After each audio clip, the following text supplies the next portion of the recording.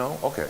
A U value, if they sell you a window and say, oh, the R value, and the Department of Energy, Federal Department of Energy has bought into this. That's changing as we speak.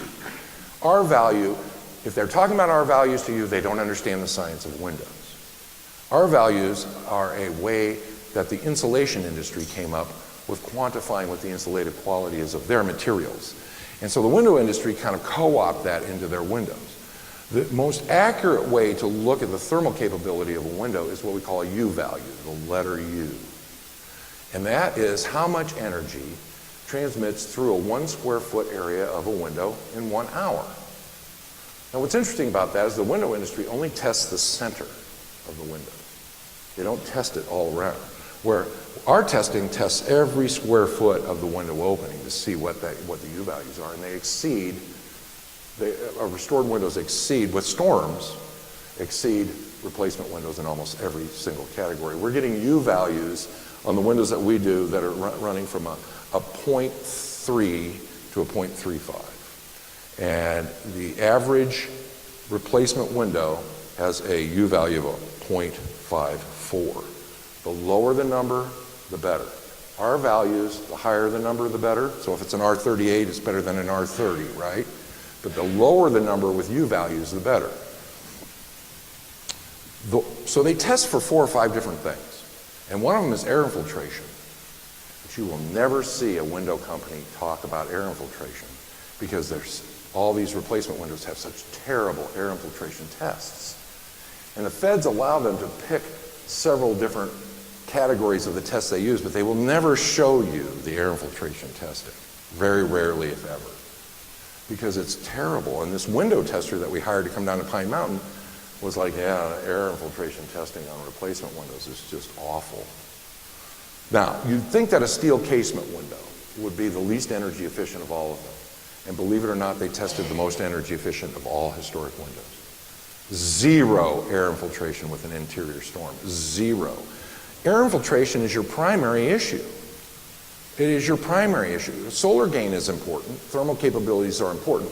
But your primary issue, especially in old buildings, is air infiltration. You want to stop the air infiltration.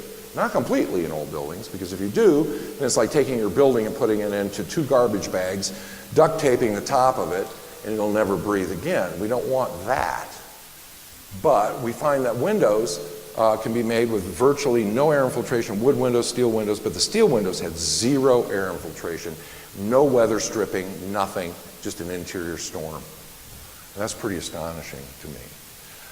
The wood double hung window with no weather stripping on the double hungs, and I teach how to weather strip and do a real simple track system that's been around since the 1890s. I've been doing it for years.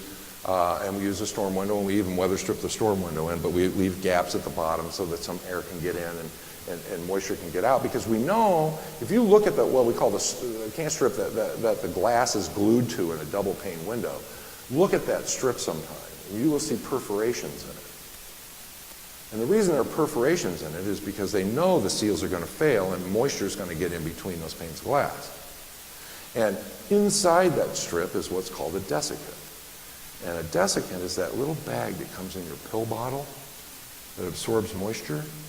And studies show that whether it's absorbing moisture or not, it has the ability to absorb moisture for no more than 6 years. So if the trade industry is right, if IG Cardinal's testing, let's give them 5 years, let's give them another 6 years for that desiccant to absorb the moisture, and then you've got 11 to 15, that's why all these windows are failing. Everywhere I go on main streets, replaced windows are failing after 12 to 15 years, just on and on and on and on. So if we take a window that's 150 years old in the house that I'm restoring right now for the school, and we restore that, it has a better U value, it has less air infiltration, and it costs less. Am I just dumb? Just kick me in the head? Do I, I mean, that's why I don't replace windows. I want my buildings to be energy efficient, and I don't want to spend more money than I have to. Now, there are some here that probably restore windows and will be upset with me when I say that window restoration, not complete window restoration, but window weatherization and repair, storms and those kinds of things should always cost less than a comparable window. And what's a comparable window? Well, the cheesy snap-in grills is not a comparable window. That window doesn't have the same depth and the same texture as what you would see in the original window. A comparable window would be a true divided light window. I've bought buildings that didn't have windows, and I've never put in insulated glass windows. I put in single pane, brand new windows, and then I use a storm. The other thing is the National Park Service will tell you that they never discouraged downtown Main Street buildings from using exterior storms, but they sort of did. And the problem with not having an exterior storm on a commercial building is, especially if you have historic windows, is that double hung windows, which you see primarily in most of these, one on the bottom, one on the top, were never intended to take a direct hit from the weather, ever. And what protected them when they first came out? Shutters. And then in the mid-Victorian era, when screen manufacturing started to come about as the Industrial Revolution was coming on, you start to see these millwork catalogs that are selling wood storms. And Mike Jackson, my friend, who is the SHPO architect in Illinois, he and I collect all this memorabilia. And we have all these advertisements from the period when these storms came out that said, save 35 to 40% on your coal costs by putting on a wood storm. I mean, it's just astonishing. So this is not new information, but what we found at Pine Mountain through all this testing is that it's all about storm windows. The idea of having that air gap was not a bad one, but you get better insulated quality. You start to lose the insulated quality of an air gap somewhere about 2.5 inches, right around in there. It gets bigger, you start to lose that insulated quality. But you have an insulated quality with a storm window. It's made out of wood. And the person that invented, how many people here have the aluminum storm, break your fingernails off, not even a good windbreak storm windows on your house? Yeah, right. Yeah, that guy should be in prison. What a moron. All right? I mean, really, come on. Yeah, we're so lazy in this country, we can't get up in the spring and fall. I mean, it was a ritual at my house with my father. We had a rope, and we would put the rope through the hanger thing, and Dad would get up on the ladder, and I'd hook it on at the bottom, and we'd clean him on the ground, and he'd put it up. He had a little pulley on the top of the ladder so that he could pull the storm up and put it back up and take the screen down and rope it down to me. I mean, it was something that I did with my father. And it was something that my sisters and my brothers and I all did with my fathers. You know, I talk a lot about women in this business, and women have, I'm not just talking about the social policy side. I'm not talking about just, there are lots of women that are getting master's degrees in historic preservation, and I think it's wonderful. But the trades, it's unbelievable. I mean, not to me, but to everybody else in the world, that women are making up almost 40% of the historic preservation trades in this country right now. I mean, and guess what, guys? Sorry, they're way better than we are. Way better. I teach at-risk, the most, how many people here have ever heard of Huck Finn? All right. Well, I live in Hannibal, and every morning at 8 o'clock, a yellow school bus shows up at that 1844 Greek Revival house and unloads 15 of the worst kids in Hannibal. And then the next day, another 15, and they rotate days back and forth. And they're restoring this house. These are kids whose fathers raped them. These are kids who have no fathers. These are kids whose mothers are drug addicts or drug dealers. These are the worst kids, the Huck Finns of Hannibal. Every town has them. I suppose Faribault that doesn't have them, right? No place in Minnesota has at-risk kids that come from really bad families, right? But we never do anything with these kids. We never do anything with these kids. They're ignored. They don't graduate. They're underemployed, unemployed, or in jail. Is that a good way to incorporate people into our communities? No, it's not. And part of the issue is that we do not have a large group of people in this country that know how to do cost-effective, historic preservation-oriented rehab. This is called the Historic Preservation Trades Program. I'm setting one up for the city of Louisville right now. We're going to do this across the country for these at-risk high school kids. They won't let them in the Voc Tech programs. And all the Voc Tech programs, what do? They don't restore houses. What do? They build new houses. You know, and usually, you know, listen, I love Habitat for Humanity. I think Habitat for Humanity has a good goal, They've just become the poster child for bad central city infill. It is some of the worst new construction that we find anywhere in the country, and it's really sad. Now, some communities are doing a better job. They're doing more rehab of existing buildings, or they're increasing roof pitches, and they're not making the houses look like the alien mothership landed between two historic houses and putting in this mini ranch house. Good design is really important. We just built an 8-plex movie theater in downtown Hannibal. We still have our historic theaters, but we digital 8-plex infill. And it looks like party wall buildings, you know, the same heights. It picks up massing, detailing, setbacks. It's made with some newer materials that I'm not real fond of, like Drive-It, fake stucco. But they made it to look like brick and stone lentils and this kind of thing. And we got a movie theater, 8-plex in our downtown. That's pretty astonishing. Now that is not sustainable. I think that building will be gone in 30 years because it was built out of crappy materials instead of quality materials. But they spent an extra $3 million over what they were going to do at a strip mall and built it in our downtown on a vacant lot. So that's a good thing. So back to windows. Stop replacing windows. Historic Preservation Commission should never allow somebody to replace a window unless they can establish that the windows are so gone they can't be restored cost effectively. I've never seen a window like that in my 38 years. We have to stop this madness. It is one of the most important architectural features of old houses. How many people are on Historic Preservation Commissions in this audience? Raise your hand. All right. How many of you allow window replacement? All right. Can we get that microphone down here? Now we're going to talk to you.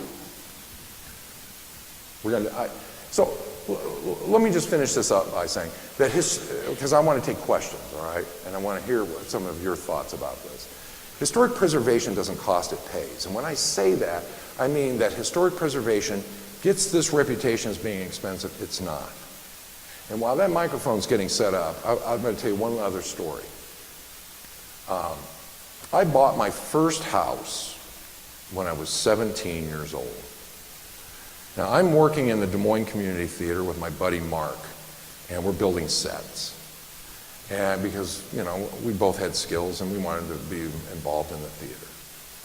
And we were bragging about the $10,000 that we had saved up between us, $5,000 each, being paper boys for the Des Moines Register. We did the 2 biggest paper outs in all of Des Moines, and we'd saved up 10 grand. And now you have to understand, this is like early 70s, late 60s, I don't remember the exact date. But this gay couple, gay folks have been involved in theater and historic preservation, thank God, forever. And they came up to us and said, you guys have been bragging about all this money you have, and we're moving to San Francisco, and so why don't you buy our house? I'm like, yeah, whatever, we're 17 years old, you know. And they're like, well, come out and look at it. So we were done for the day, so we got in the old beat-up 60s turtleback Volvo that I used to drive, and we followed them over there, and it was across the street from this little park called Union Park.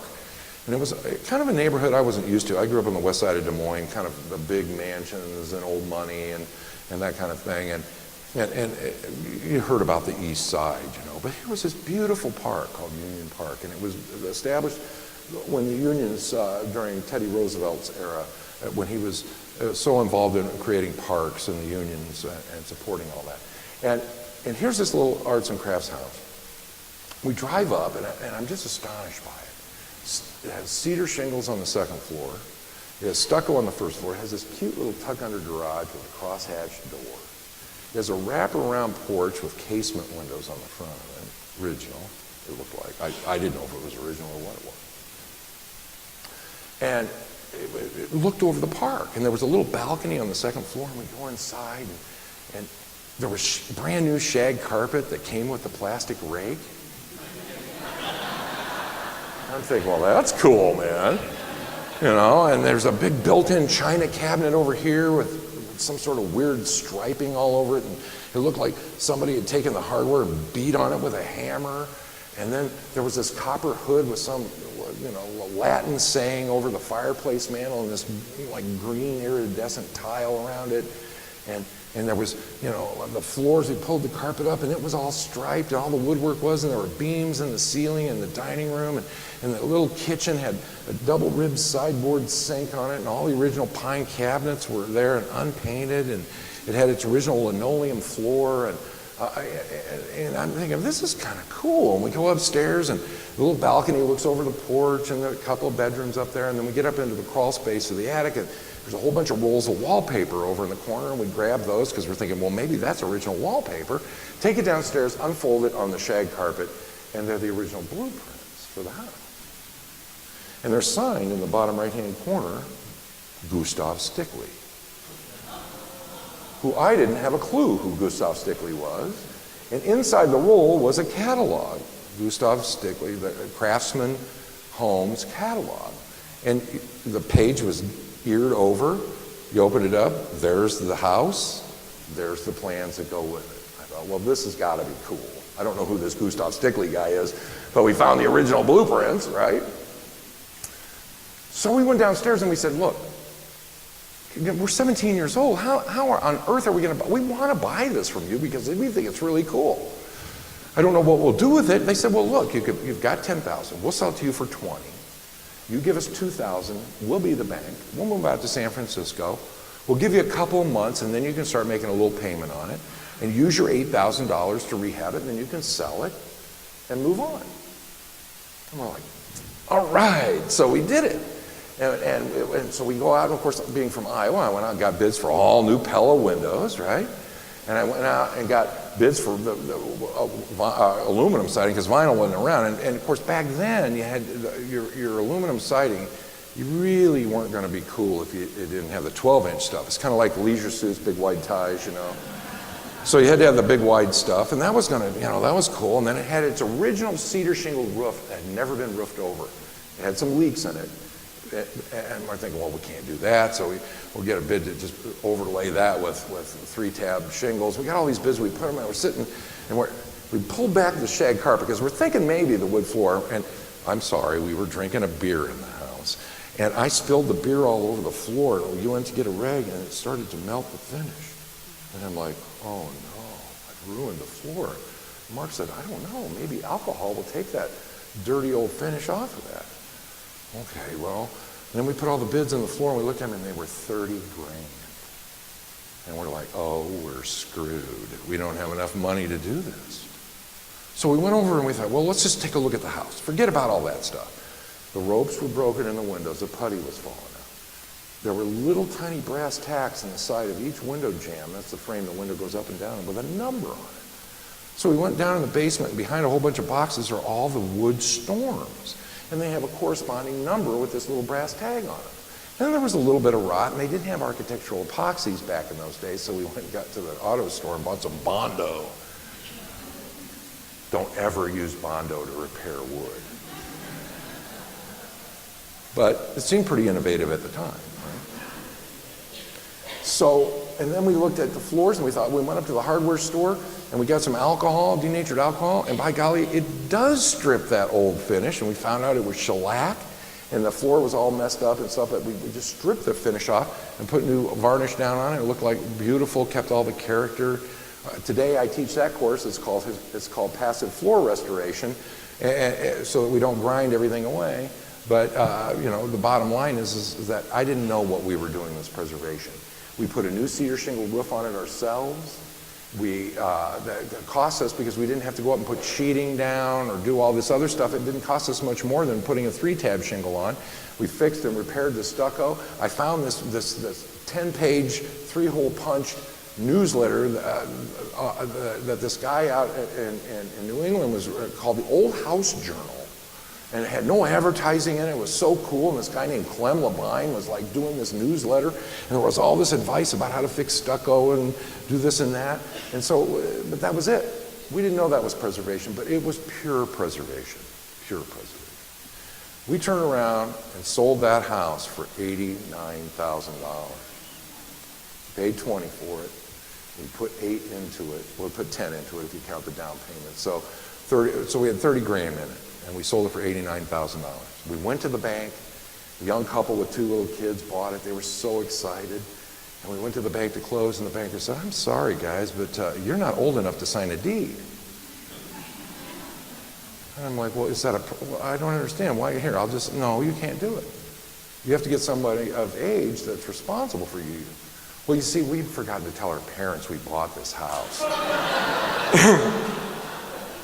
and so I'm like, oh, God. Mark's mom, his dad had passed away. His mom was real progressive, and she was probably going to be cool. My dad was almost 6'10", just gigantic corporate stern guy, you know, and I'm like, oh, this is not going to be good. So I went home and I said, Dad, Mark and I bought a house.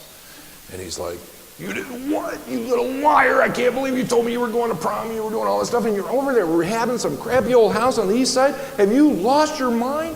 I said, well, we had $30,000 in it and we sold it for $89,000. And he stopped. He looked at me and he went, oh, what a fine capitalist boy you are. That's how I learned about what preservation was and the value of keeping original materials. That's what it's all about. All right, I want to take questions. Does anybody have a question about anything that I've talked about? Let's get the microphone over here if we could.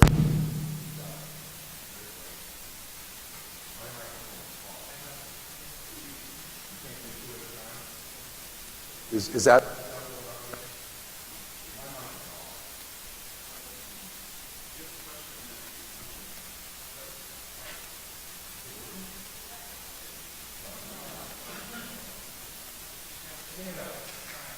And the mic back to him. Went in and out.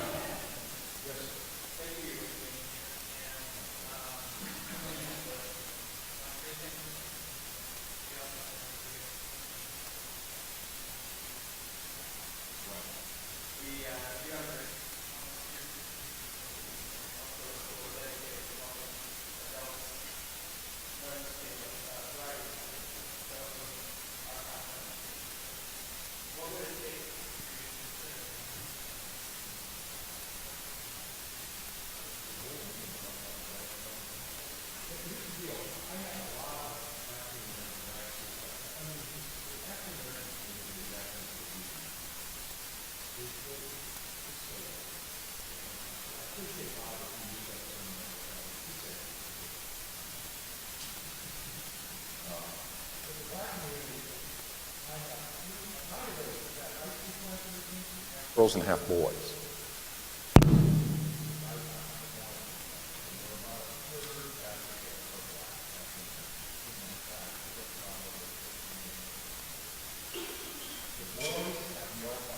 Boys have no role models whatsoever. None. Now, I'm a big Midwestern white guy, and I try to be a role model to all these kids. I'm up at 3 o'clock in the morning going and saving them from being beaten by their fathers or their boyfriends. I'm involved in their lives because you can't take at-risk kids of color that come from bad families, but most of the kids that come from bad families are trailer trash, not black kids or Hispanic kids. Most of them are white, I find. But they need a role model. Black young men don't have the kinds of role models. Tavis Smiley just did a special on PBS that was really astonishing, talking about doing all the research, again, back to science, okay, about what helps young black men and girls it's the same sex role models. So, and I'm not talking about gay, lesbian, I'm talking about a male role model for boys and a female role model for girls. So this year I hired a Ford executive that grew up in Hannibal, retired, came back.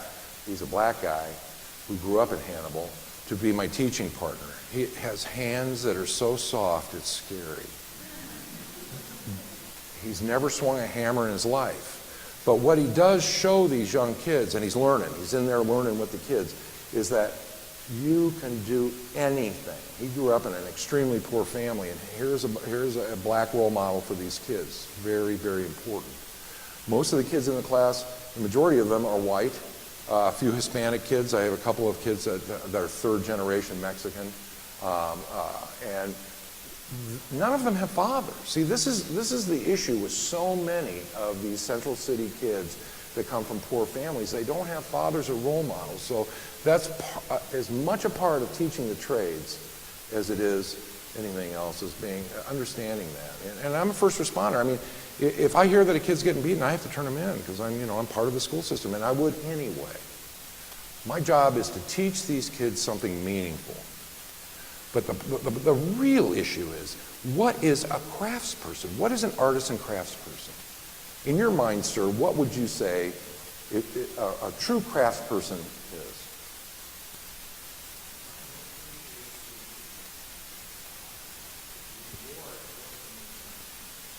Very nice. There's huge reward, and that's absolutely true. Got to tell you another story. When I got that house, we sold it before I graduated from high school. My parents called the high school and said, "Don't let Bob take shop. He's going to college."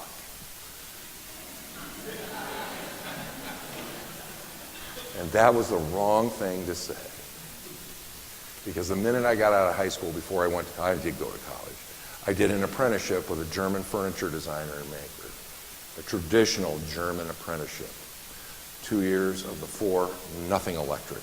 I had to learn how to hand dovetail, hand mortise and tenon. I had to learn how each species of wood contracts and expands, whether you're in Hamburg, Germany, or Des Moines, or Minneapolis, or New England, and what type of dovetail was used historically in those areas, and what the gapping between the dovetails were to account for the contraction and expansion of the wood.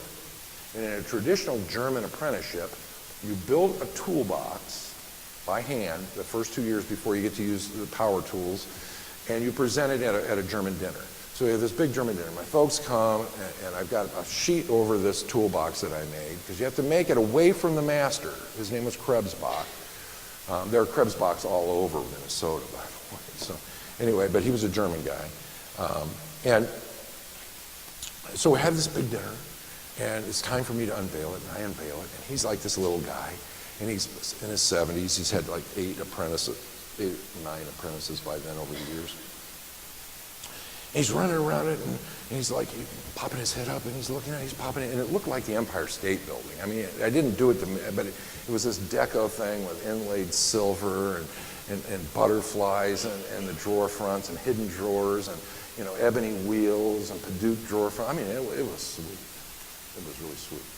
And he said, "This is the finest toolbox that any apprentice has ever made." And I burst into tears as a big blubbering kid. I turn around, I'm hugging my dad, because that meant so much to me. I worked so hard on that. And I hear this horrible sound. And I turn around, and that little bastard had a sledgehammer and was busting it into splinters, like the Tasmanian devil. And my dad is keeping me from killing him. Don't, what? And my dad's yelling at him too. Well, you just said it was his best, And he says, "It is, but I've done this to all my apprentices. And by the way, I've never done this to any of my apprentices." He said, "I do it to make a point. You build a beautiful piece, but you're no craftsman." And I'm like, "What?" He said, "You're no craftsman." The point of what, I was so angry. But by the way, I built that tool. It took me 2 years to build that toolbox. I did it again, and it took me 3 weeks in my spare time. Here's what he was trying to say, and here's what we've lost in America today. A true, and I use the word craftspersons because women are so involved, and I don't want to be exclusive. A true craftsperson is someone that builds the very finest or does the very finest work extremely fast. That's what a craftsperson is. And that's what we've lost. And you can imagine that the Germans are thinking that way. I mean, he made me think 150 steps ahead. Not only to visualize the project from beginning to end before we started it and planned it, but to also understand every step in between. And that is what we've lost. And that's how I teach these kids. I teach these kids. I teach all the adults that come to my school. And my mission in life is to create an army of historic preservation small contractors from coast to coast that brings the price down to a realistic level. It's always going to be a little bit of more of elite. Here's what I tell the high school kids when they start the program. You're here and everyone else is here. You're here. No one's ever told them that they're good. I give the girls a lecture, and the lecture is this: boys are shallow and you don't need them. Boys are shallow and you don't need them. Your skills, once you understand how to think in that sort of handy way, your skills will exceed the boys anyway. Because all of them, almost in unison, when I asked them what their goal was to get pregnant and quit high school. I'm talking about the worst kids in town, from the worst families. So I say, you don't need boys, you need to do this. And if you don't want to do this, you'll learn these skills, no one can ever take them away from you, and you can use them on your own house and go to college or what have you. And then when you're in your late 20s, you'll actually be like this competent woman who will actually meet a guy that you really want to marry and have a life with, instead of just settling for what your family is telling you you have to settle for. It's not acceptable behavior, and if you're going to be in my class, you're going to listen to what I have to say. I want to tell you that every one of these kids was almost, on average, a D-. No one in their families ever graduates from high school. We're graduating them in droves with state certificates in historic preservation, as well as high school diplomas with grade averages around B's. It's an astonishing program. It's the first time I've ever set it up this way for only at-risk kids, but it really, really, really works. But they're learning to be craftspersons. Not only are they doing really good work, they're doing it fast. And that's what we need to continue. Another question? Yes, ma'am.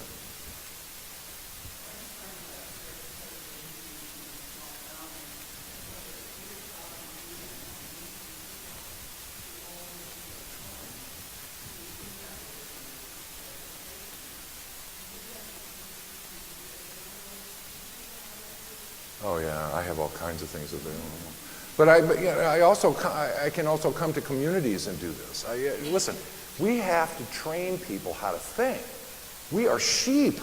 We're acting like monkeys, like chimpanzees that like things that are shiny and new. Ooh, it's shiny and new. That's crap. We got to stop this nonsense. We've got to get back to the reality of the fact that the science is what matters. And you've got to break the science down so the average old house owner or average Main Street building owner understands what you're saying. If you replace that window, you're screwing yourself. You're going to waste energy, and you're going to pay too much money, and do you want your building to be energy efficient and not pay too much money? And if you ask that question, people go, well, of course I don't. Then don't replace your window. There's no payback. The energy efficiencies are almost the same, if not better. So why would you do something that, it's like, how many people believe that if the replacement industry spends hundreds of millions of dollars a year to market their products, to convince you to run out and buy them, that because they spent that money and did that marketing, you should automatically run out and buy their product? Raise your hand. I've never had anyone ever raise their hand. How many of you who replace the windows in your building? Don't lie, because I'll see it in your eyes. Raise your hands. Go ahead. All right. How many people have put vinyl siding on their houses? Well, I got one guy. I like an honest man. Okay, that's a new house. All right, I got it. All right. But the bottom line is that what we've done when we do that is say we hate our grandchildren. No, you laugh. I'm not kidding you. When we do stupid things like use PVC on our houses, we're saying we hate our grandchildren. PVC is the least environmentally sound product ever made, and it's everywhere. Everywhere. I didn't even believe this when it first came out, but there was a documentary that came out on HBO called Blue Vinyl, and no, it's not a porno film. And this young girl, her mother took formaldehyde, or somebody help me with that drug back in the 50s. Thalidomide. And so she had this birth defect that she had to have a radical hysterectomy when she was 14 years old. That's pretty extreme. And she was part of a class action, and she got a settlement. And her parents lived in, I think, New Jersey, and they were going to put this blue vinyl siding all over their cedar-sided house. And she's like, why are you doing that? What do you know about that? I've been through this environmental nightmare with that drug and stuff. So they said, well, if we don't, we'll never sell our house. We're getting ready to retire. Everybody else in the neighborhood has vinyl siding. She said, well, I'm going to find out about it. So she took a piece of this blue vinyl siding. She went on an international toxic journey. And it's astonishing what she found out. She went to the trials of the PVC, that's what vinyl is, executives in Italy that were being tried for colluding with the American PVC industry to hide the fact that PVC off-gases and causes horrible liver cancer. The trials of the executives in Italy. Has anyone seen this documentary? Yeah, I do that. I come to communities and we get in a historic theater, we show it, then we have a discussion about it, and then I show people how to get 20-year paint jobs for the same price as a cheesy power washed paint job. Because you never bitch without a solution, right? I mean, that sounds crude and simplistic, but isn't that what we're really all about now as we're coming into the preservation movement, is that if we're going to mandate, we better have solutions for people. We better be showing people the science in a way that they can understand it, and we better be training that army of people, because that's our biggest problem, is that how many of you can find good people to do the work in your community without any problem cost effectively? Raise your hand. Yeah, right. Okay, next question. Yes.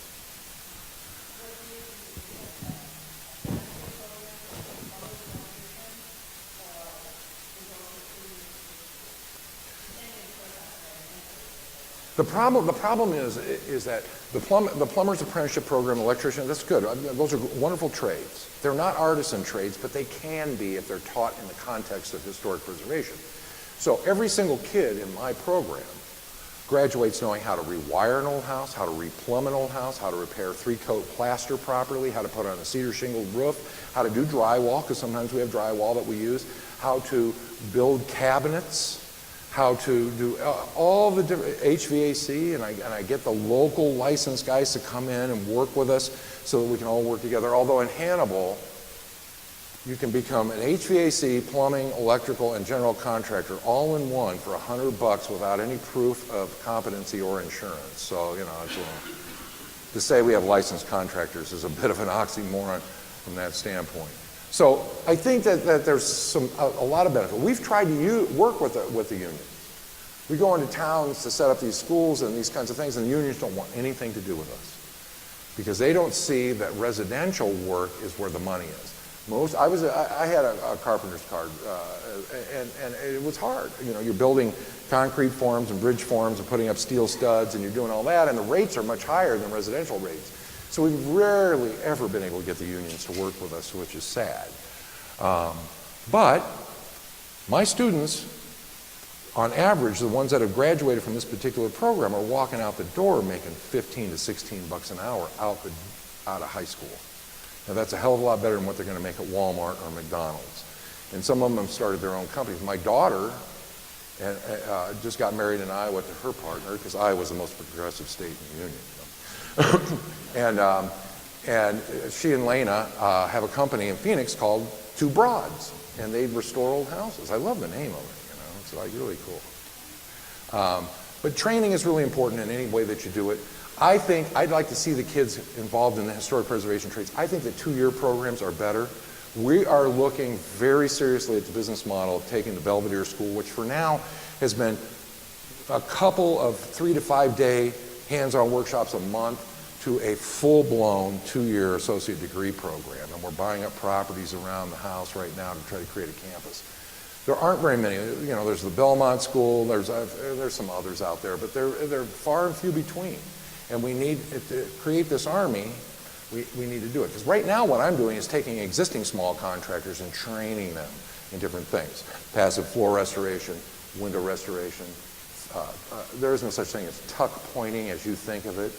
It's so funny to me. The president of the school last night saying he learned what tuck pointing is. We all understand what tuck pointing is. Tuck pointing is something they do in England, because the rich people had what we call butter joints, very thin mortar joints. And that was very expensive because it took more brick, it took more skill to lay those very thin butter joints. And you've seen butter joints, real thin joints on historic houses in your communities. And the working class people in England didn't want to be any less than the rich people, so they colored their mortar the same color as the brick, and they tucked a little line down the middle of the mortar and put in mortar color there, so when you're standing on the street, it looked like they had butter joints too. That's what tuck pointing is. It has nothing to do with removing old mortar and putting in new. That's called repointing. And it's just astonishing to me here in the Midwest that we still call it tuck pointing, which is not what it is. Yes, sir.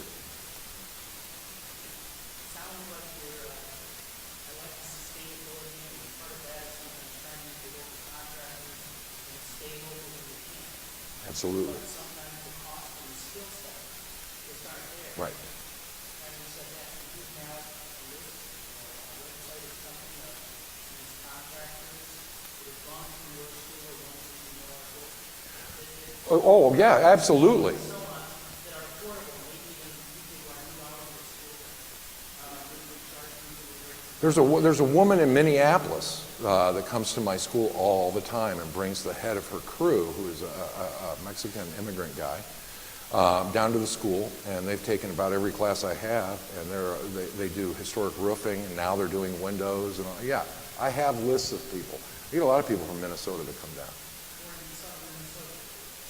Or northern Iowa, some of them will work in southern Minnesota as well. So yeah, there are some names, but it's growing. It's not all there yet. Go to historichomeworks.com. It's plural, historichomeworks.com. That's my colleague John Leake. John Leake has some resources for all the best window people around the country. He's got a great little book he put out, self-published, that you can get online about window restoration. Our standards that I was talking about are going to come out in February. And right now all this data is being peer reviewed. What that means is that the AIA and the DEO and Berkeley Labs is looking over all of our data from all that testing that I was giving you some preliminaries on, so that we can, we want to come out of the gate without the window industry going, well, you didn't peer review it, or you didn't use the right tester, or you didn't do this or that. We're not going there. We're doing it right. So we're taking our time to get it done. I'll take one more question right here.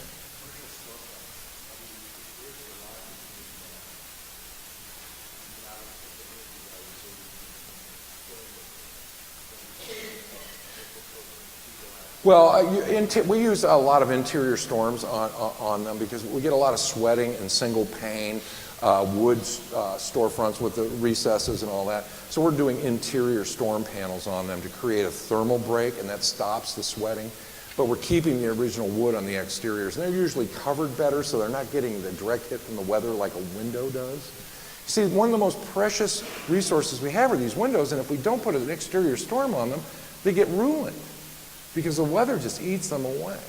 So it's the same thing with storefronts. Part of this Main Street energy efficiency thing that I just wrote has, like insulating the sidewalls of a party wall building is a waste of money, because you take away from the thermal mass, which is a whole other thing that we can talk about. Listen, I'm way over time. They've been trying to get the hook out here for a while. I love Minnesota. Obviously, I care about historic preservation. But what I really care about is to see this many people in one place that really give a damn. And you should be proud of yourselves, and I applaud you, and thank you for having me.